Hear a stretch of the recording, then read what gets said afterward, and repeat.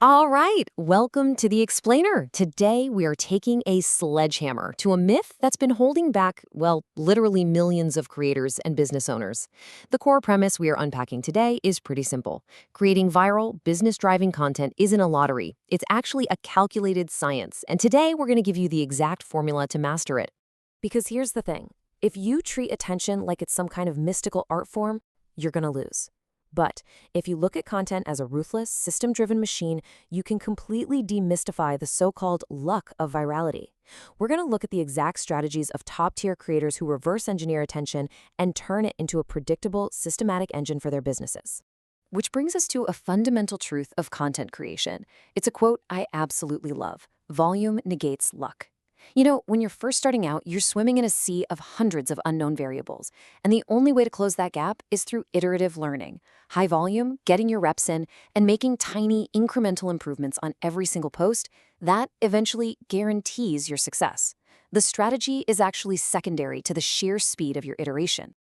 So here's our exact playbook for today. We're going to cover volume and iterative learning, the 5 content games, the 7 Lego bricks, the anatomy of a hook, accruing trust with content minutes, and finally, winning through audience matching. Let's get right into it. Section 1, Volume and Iteration, Closing the Skill Gap. Okay, so we hear about brevity all the time, right? Keep it short. But actually, clarity is your ultimate key performance indicator here. We call this the absorption rate. Think about it. If you use 8 words, does the viewer instantly understand all 8? Because the very second their brain has to pause to figure out what you mean, they're confused. And in the content game, confusion instantly leads to them swiping away. You absolutely must optimize for 100% instant comprehension. Moving on to Section 2, 5 content games. Pick your battlefield. Listen, before you ever hit that record button, you have to decide which of these 5 games you're actually playing. Are you in entertainment or education media, chasing broad views for ad revenue? Or are you playing a commodity consumer product, education consumer product, or B2B services game where you're using content to drive really targeted traffic to an offer? Your content strategy has to perfectly map to your specific business model. And this comparison right here, this is exactly why knowing your game is so crucial. The media game relies on massive, broad audiences. It's a hyper-competitive race to the bottom against giants like MrBeast or Netflix. But the consumer and B2B game, that relies on narrow, hyper-targeted audiences. Sure, you get way fewer views, but because you're selling high-ticket offers or services, your actual revenue goes through the roof. All right, let's dive into Section 3, 7 Lego bricks, atomic units of content. So we're getting into the micro execution now. Every single piece of short-form content can literally be broken down into these 7 atomic units. Think of them like Lego bricks. You've got your topic, angle, hook, structure, story structure, visual format, key visuals, and audio.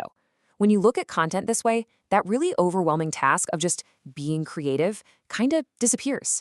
It simply becomes an assembly process where you're just stacking the right bricks together. So if you're a beginner, this is the big takeaway. Stop trying to reinvent the wheel. Seriously, if you're struggling, it's probably because you just have way too many moving parts. Find winning formats in your niche, copy their visual format, copy their story structure, and hold those completely constant. The only Lego brick you should be changing at first is the topic. You gotta reduce your variables to learn the baseline. Which leads us to Section 4, Anatomy of a Hook, the critical seconds. Now you might be wondering, what actually goes into a perfect hook? I mean, it's not just yelling loudly at the camera, right? A master-crafted hook relies on a very specific framework: stun, context, and contrast. And these 3 elements totally dictate whether a viewer sticks around or just scrolls right past you. Check out this matrix. Every master hook has 3 layers. Visually, that's your stun gun. It needs high motion or high contrast colors to physically stop someone's thumb from scrolling. Then, the text on the screen provides immediate context so the brain knows exactly what it's looking at. And finally, the spoken words establish contrast by leaning into a common belief and instantly challenging it. All 3 of these must perfectly align to lock in that attention. Oh, and here's a really fascinating, kind of overlooked detail we like to call the DM thumbnail trick. You see, virality usually comes from people sharing your stuff in their group chats. But when your content sits idle in an Instagram direct message, it doesn't autoplay, it just sits there showing the cover image.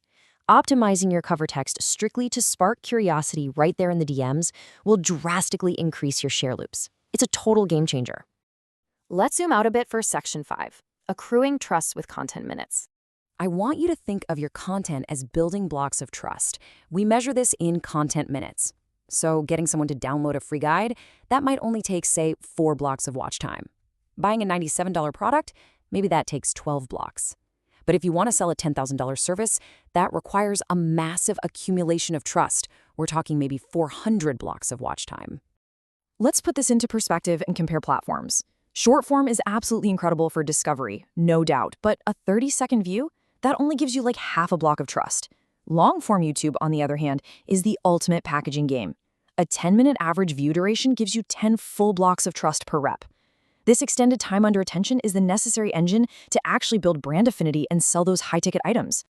Finally, let's tackle Section 6, Audience Matching Algorithmic Reality. Let's trace the exact life cycle of what happens when you hit publish.